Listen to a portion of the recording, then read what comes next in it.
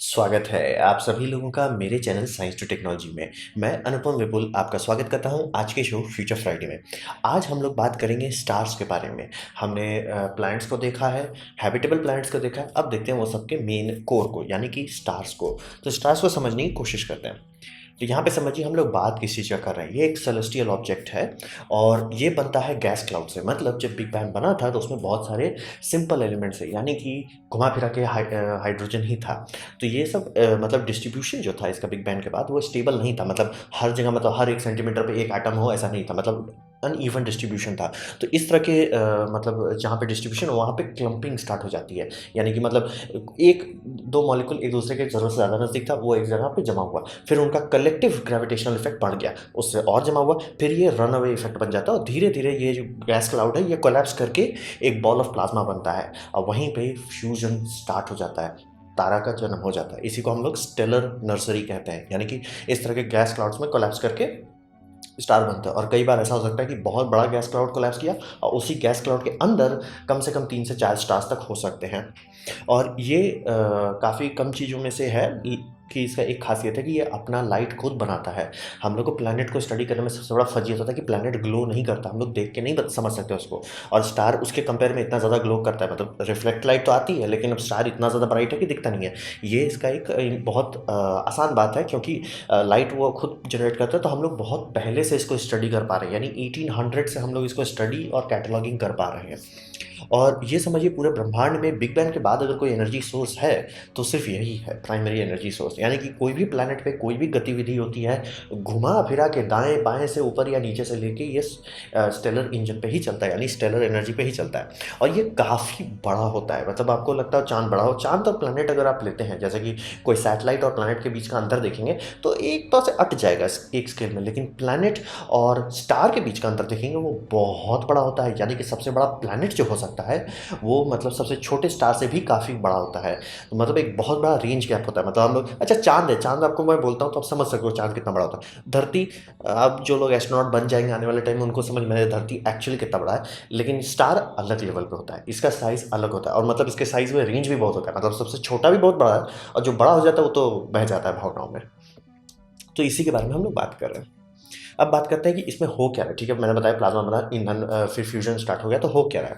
तो यहाँ पे समझिए ग्रेविटी, मैंने आपको बताया था गैस क्लाउड था, ग्रेविटी के कारण उसमें कोलैप्सिंग स्टार्ट हुई। तो हो, अभी ग्रेविटी रुक नहीं जाता, ग्रेविटी में कोई ऑफ स्विच नहीं है, वो कंटिन्यूस है, वो इसको अभी भी कोलैप्स करना चाह रहा है। लेकिन अब इसके कोर में, यानी जहाँ पे उसका सेंटर पॉइंट था, वहाँ पे इतना ज़्यादा फ्रिक्शन है, इतना ज़्यादा कंप्रेशन है कि वहाँ पे फ्यूजन स्टार्ट हो गया। अब फ्यूजन एनर्जी पॉजिटिव इवेंट है, यानी कि वो एनर्जी बाहर डालता है।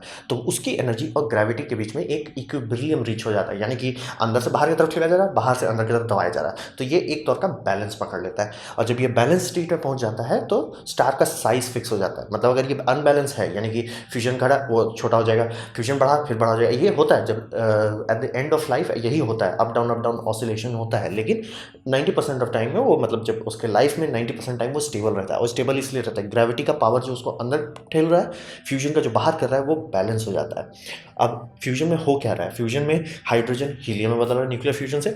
अब यहाँ ये समझिए कि हीलियम के बाद वो रुक नहीं जाता है, हीलियम के बाद वो अलग स्टेज में चला जाता है। जब हीलियम में रिएक्शन करने लगता है तो मैंने आपको बताया ना ऑसिलेशन होता है एंड में, तो वही होता है कि हाइड्रोजन जल गया, कोलैप्स करने लगा, अंदर का स्टार बाहर से रहा है। अब कोलैप्स कर रहा है तो उसमें गर्मी बढ़ती जा रही है, उसमें और एनर्जी मतलब कंप्रेशन आ रहा है, उसके कारण हीलियम अब डेटोनेट हो रहा है। हीलियम डेटोनेट होता है जिसे हम लोग कहते हैं हीलियम मतलब हीलियम फ्लैश, या टेक्निकल टर्म है इसका ट्रिपल अल्फा प्रोसेस। यानी भी हीलियम बड़े बड़े एलिमेंट्स में बदलने लगता है, जैसे कि कार्बन और ऑक्सीजन में बदलने लगता है। और अब ये मतलब इसी को हम लोग कहते हैं रेड जाइंट फेज। मतलब अगर सूरज का जब हाइड्रोजन खत्म हो जाएगा, जब वो हीलियम को जलाने लगेगा तो वो बहुत ज़्यादा एनर्जी रिलीज करेगा, तो उस दरमियान ये फिर से फैल के बड़ा हो जाएगा। ये बता, मतलब जनरली लाइफ में एकदम सब चीज़ स्टेबल रहता है, लेकिन एंड में ये ऑसिलेशन स्टार्ट होता है। तो हीलियम से अब कार्बन और ऑक्सीजन बना। अब फिर यही होगा कि मतलब अब कार्बन और ऑक्सीजन है वो भी तो खत्म हो ही जाएगा, एक पॉइंट पे वो भी खत्म होगा, फिर से इसको कंप्रेस किया जाएगा। मतलब अब तारा फिर से, मतलब ग्रेविटी फिर से जीतेगी और फिर से इसको कंप्रेस करेंगे। अगर प्लेनेट काफ़ी, ये मतलब स्टार काफ़ी बड़ा है तो वो अब नियॉन बनाएगा। नियॉन से भी मतलब इसके बाद भी अगर कम ग्रेविटी जीते जा रही है तो सिलिकॉन बनाने लगेगा, और पुश कर रहे हैं तब आयरन बनाएगा। अब यहीं पे ब्रेक लग जाता है, क्योंकि आयरन को अगर आप फ्यूज़ करते हैं किसी दूसरे एलिमेंट से वो एनर्जी नेगेटिव हो जाता है, यानी कि वो और एनर्जी नहीं देगा, यानी कि अब ईंधन खत्म हो चुका है। आपने हाइड्रोजन लिया, हाइड्रोजन को हीलियम बनाया, हीलियम को कार्बन बनाया, मतलब ऐसे करके आप पीरियोडिक टेबल में देखना चाहें तो जितना कभी नंबर 26 से पहले होता है, यानी आयरन से पहले जितने भी एलिमेंट्स आते हैं वो सब स्टार के अंदर बनते हैं, लेकिन जैसे ही आयरन बनता है काम खत्म, ईंधन खत्म हो चुका है। आयरन को फ्यूज करने पे एनर्जी नेगेटिव हो जाता है, वो कोर को ठंडा करने लगता है और वहीं तारा का अंत हो जाता है।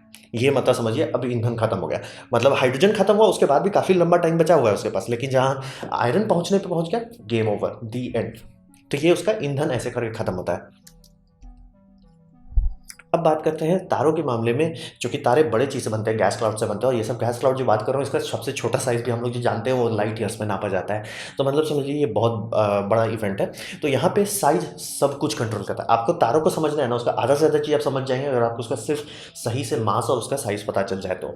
और यहाँ पे रूल जो है लगता है, इसमें वो रूल है कि जितना बड़ा होगा उतना छोटा आयु होगा उसका, यानी कि लाइफ स्पैन जो है उसका कम होगा और वो उतना ज़्यादा चमकेगा। ऐसा इसलिए हो रहा है कि उसका रिएक्शन जो है, रिएक्शन रेट बहुत ज़्यादा है, वो बहुत धड़धड़ा के वो हाइड्रोजन खत्म कर रहा है, धड़धड़ा के वो हीलियम में बदल दे रहा है, और हीलियम से भी आगे का स्टेप्स वो धड़धड़ा के कर रहा है, क्योंकि ग्रेविटी मास पे डिपेंड करती है। मास अगर बहुत ज़्यादा है तो ये सब रिएक्शन फटाफट हो जाता है। मतलब ये समझिए सुपर कार जैसा है कि सुपर कार में आप फुल एक्सीटर दबाएंगे, पेट्रोल टंकी तुरंत खत्म हो जाता है, जबकि आप नॉर्मल मतलब सीडैन उडैन में आप फुल फुल इंजन को जितना पुश कर सकते हैं तो भी वो तेल बहुत देर चल जाएगा।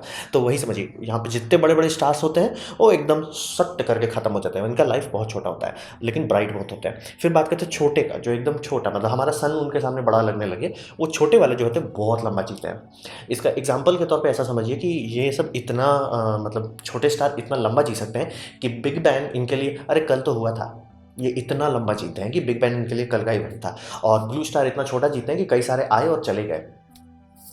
तो वही समझिए जितना वो छोटा होगा उतना लंबा जिएगा लेकिन उतना डिम हो जाएगा। और इसके अंदर फ़र्क पड़ता है कि मतलब आपका मास कैसा है, उस पर डिपेंड करता है कि आपका स्टार कब तक कोलैप्स कर सकता है, और उसी से कंट्रोल होगा कि कितना परसेंटेज आपका हाइड्रोजन, कार्बन, सिलिकॉन, आयरन, ये सब का जो परसेंटेज है कि जिसे मतलब स्टडी की जाती है कि मतलब जब बूम होगा स्टार तब क्या क्या बाहर फेंकेगा, वो डायरेक्ट कंट्रोल हो जाता है कि आपका मास से कितना है। तो मास अगर आप समझ लिए लगभग 80-90% चीज़ आप हिसाब लगा सकते हैं कि क्या हो रहा है। अब बात करते हैं तारा है, दूर का चीज़ बगल में थोड़ी है कि जो आप आराम से नाप लो। तो नापते कैसे हैं एक्चुअली हम लोग, तो हम लोग इसके लिए मैथमेटिक्स का इस्तेमाल करते हैं जिसका नाम है पैरेलैक्स। आपको अगर अपने बच्चे को पढ़ाना है कि भैया ट्रिग्नोमेट्री क्यों पढ़ते हो तो बोलिए कि इसमें इस्तेमाल होता है। तो पैरेलैक्स के लिए आपको डिस्टेंस चाहिए दो जगह से, मतलब जैसे ऐसे ऐसे करके एक आंख बंद कीजिए, अंगूठा देखिए, और फिर दूसरा आंख से दूसरा अंगूठा, आपको देखिएगा अंगूठा के पीछे वाला चीज़ इधर उधर हो जा रहा है। अगर ये कैलकुलेशन आप कर पाते हैं तो आपको हिसाब लग जाएगा अंगूठा आपके आंख से कितना दूर है। तो आप समझ सकते हैं कि अंगूठा में ज़्यादा तो कुछ हो नहीं रहा है, लेकिन अब तारा की बात करें, तारा तो हिलेगा ही नहीं।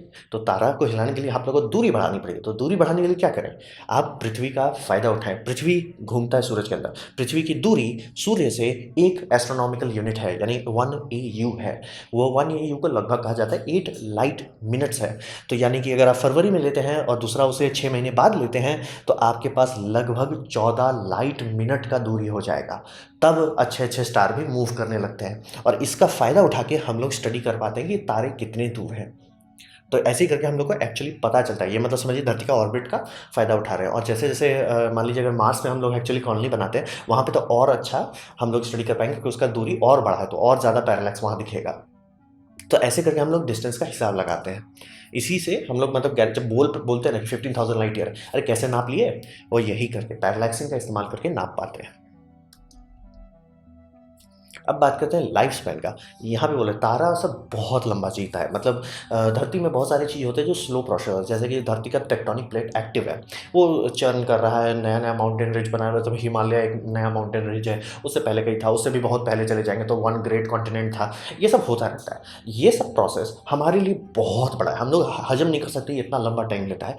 और ये सब तारे के नज़र से अगर आप देखेंगे, शायद वो ब्लिंक किया, मतलब वो उसके ब्लिंक में धरती आया और चला गया, इतना मतलब तारा का लाइफ लंबा होता है। और ये सब नंबर इतने पागलपंती जैसे बड़े हो जाते हैं कि इंसान इसे हजम नहीं कर पाता। जैसे अगर आपको कोई बोलता है 2 लोग ऊपर गए, आपको पता चल जाएगा। कोई बोल देगा 2 अरब लोग ऊपर गए, हजम नहीं होगा। मतलब हमारा दिमाग का एक लिमिट है, हम लोग मतलब जो हमारा इवोल्यूशनरी बैकग्राउंड है उसका एक साइड इफेक्ट है कि हम लोग कुछ ही नंबर को हैंडल कर पाते हैं। ये सब नंबर बहुत ज़्यादा आगे चला जाता है, हमारे हैंडल के लेवल से बाहर चला जाता है। तो इसमें जो हम कहते हैं छोटी आयु वाला स्टार है, वो भी मिलियंस ऑफ ईयर चलता है। ये छोटा है, जिनका लाइफ स्पेन छोटा है, मिलियंस ऑफ ईयर चलते हैं भाई, छोटा लाइफ स्टाइल, बहुत बहुत कम जिंदा रहे। फिर स्मॉल स्टार की बात कर रहे हैं, वो 100 बिलियन से शुरू होकर 1000 बिलियन तक चला जाता है। तो मतलब समझिए बहुत ज़्यादा जीरो हैं ये सब नंबर में। और हमारा स्टार को अगर मतलब हमारे सन को आप समझना चाहेंगे तो ये अपना लाइफ का 50% कंप्लीट कर चुका है। तो यानी कि अब हमारे पास सिर्फ 4 बिलियन ईयर बचे हुए हैं, हम लोग को जल्दी कुछ करना पड़ेगा। तो समझिए लाइफ स्पैन ये सब नंबर इतना बड़ा है, इतना पागलपंती वाला कि सबको मैथमेटिकली डिनोट करना ही पड़ता है। मतलब हजम नहीं कर सकते हम लोग इतना बड़ा नंबर को एक्चुअली। अब बात करते हैं, ठीक है, स्टार बना, जिया, फ्यूजन किया, उसके बाद क्या होता है, बूम कैसे होता है उसका।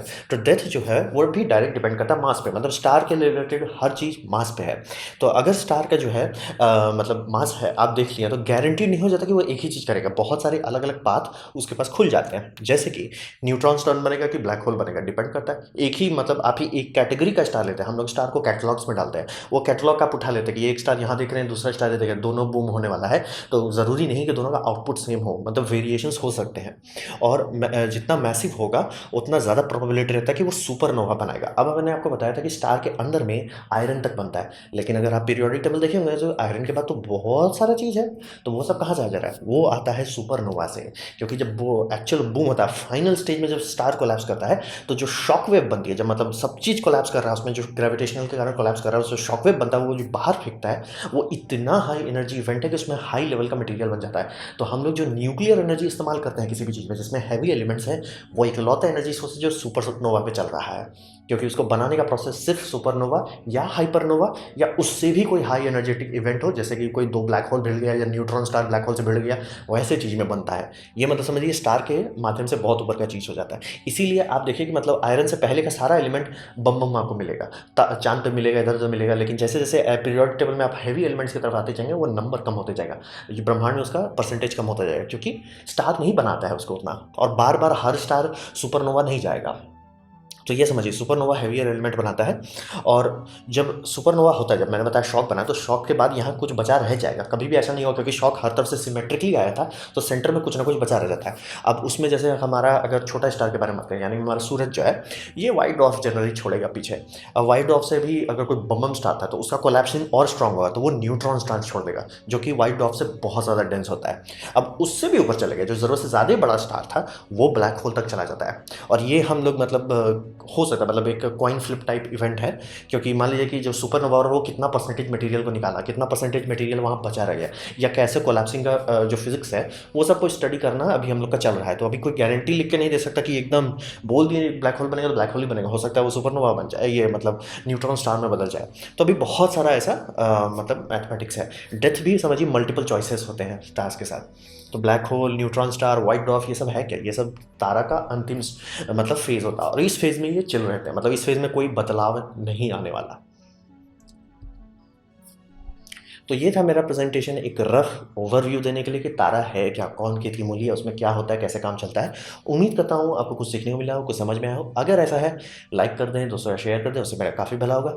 नहीं अच्छा लगा, नहीं पसंद आया, कोई बात नहीं, आप डिसलाइक कर सकते हैं। मैं कहूँगा डिसलाइक 2 बार दबाएं, उससे मुझे पता चलेगा कितना ना पसंद हुआ है। मैं आपसे कहूँगा कि कमेंट लिखेगा, मैं हर कमेंट जवाब देने की कोशिश करता हूँ। आपसे कहूँगा सब्सक्राइब कीजिए, बेल दबाइए अगर आप फ्री हैं तो। आपने मेरा वीडियो देखा, जान के मुझे बहुत खुशी हुई। धन्यवाद।